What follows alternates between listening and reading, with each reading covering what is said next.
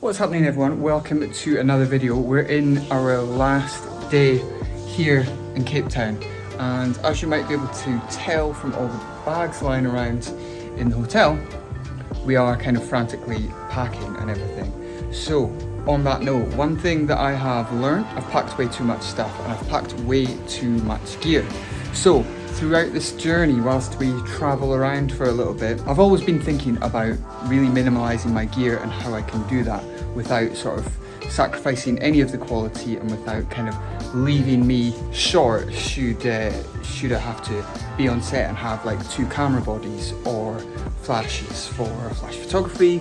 So I have my Profoto B10 Plus heads with me, and I have a Canon 5D Mark IV and the Canon R6, and I have a bunch of lenses. I have the 70-200, I have the Sigma 24 art lens, and I have the Canon 50mm 1.2, which I use pretty much all the time, but I've been using the Sigma a lot more. And one thing that I have been thinking about is, what if I sell, trade in, get rid of those three lenses and just get one lens, like a 24-70 2.8. You know, some people might argue that obviously it's not going to match the clarity, especially of the 50mm 1.2, but for what I'm going to gain in ease of use and packing it lightly and just being able to use that lens for everything, is it worth trading it all in and just being able to pack everything in one rucksack? It makes booking flights and everything so much easier. On that note, it's not ideal, but I'm going to go to one of the local big photography stores here called Orms,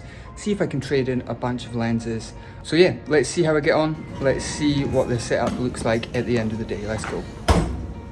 I'm on a little bit of a time constraint because we've had a power cut here in Cape Town, but Helen's teaching in an hour and a half and she needs my 4G to be able to stream live.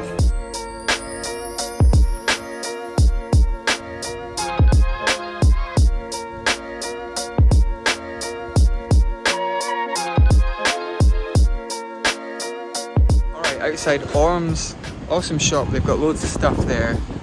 Massive camera shop. Unfortunately, of the three lenses, the 70-200 they couldn't buy because it's got fungus, as well as the 24, which I'm very surprised about. The 70-200 is like 10 years old and I bought it second hand, so I kind of half expected that. The 24 I'm very surprised because to the naked eye it looks in great condition and works perfectly. The only one they offered me money for was the 50 1.2, and they offered me less than 500 quid, which is a terrible offer for a very expensive lens in great condition. But yeah, so that's a shame because I still now have this bag and I've got to figure out what to do with that today before we travel. But for now, back to the flat. It's 2 o'clock now, we've got load shedding, so power cuts, rolling power cuts across Africa. Helen is teaching and Helen hotspots off my phone because Vodafone, whatever plan it is I'm on with Vodafone, is really good at no extra cost in Africa. I get all my regular usage up to 25 gigs a month for £35. So it's very good and super handy as we're traveling. Okay, here we are.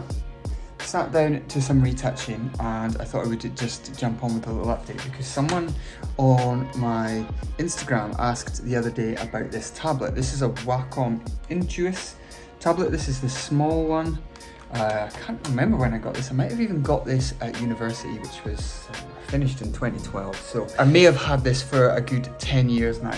And someone was asking if they are that much better for retouching. I cannot imagine retouching with a mouse now or just with a keyboard. These things are so nimble and so intuitive after a while. I just have like one hand on my shortcuts and the other hand with my pen here, you know, highlighting, dodging, burning, all the things, and it becomes so intuitive and so second nature that it speeds up your retouching process and what you are capable of retouching wise and what you can actually do compared to a mouse. Like retouching with a mouse must be such a pain. I cannot imagine doing it. I don't think I'd even attempt it. I could do a grade obviously without a mouse, but otherwise I would probably just no, even attempt retouching with a mouse. I'm sure you could get somewhere, but no.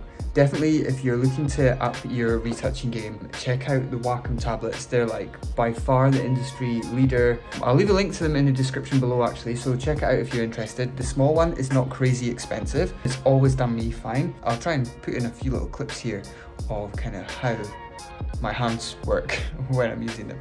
Okay, here we are. We've just went out to Lexi's, which is a lovely vegan place along the road from us. Got a nice sunset in the background. I've still got some retouching to do. And yeah, this is the reality. Hell is teaching this evening, and I've got the lights up there, battery powered profile lights, because we're due some load shedding at 8 o'clock tonight and we can't be mid-class and the lights going out. I think I'm going to wrap up the vlog here. It didn't quite turn out to what I thought it was going to be. I thought I was going to make this vlog where this is what I'm traveling with, this is the camera gear I'm using, and then we're gonna go trade it in, and then I'll have some like fancy camera gear to show you guys. But that's the reality of life at the moment, and I thought I would just carry on with the vlog and give you a little update on sort of what we're doing and what the day-to-day looks like. We are off to Zimbabwe tomorrow, to Victoria Falls for Christmas. Christmas in a hotel in a hot country. It's gonna be very different. More on that coming soon. So thanks for watching guys, make sure you are subscribed, like this video, and I'll see you in the next one.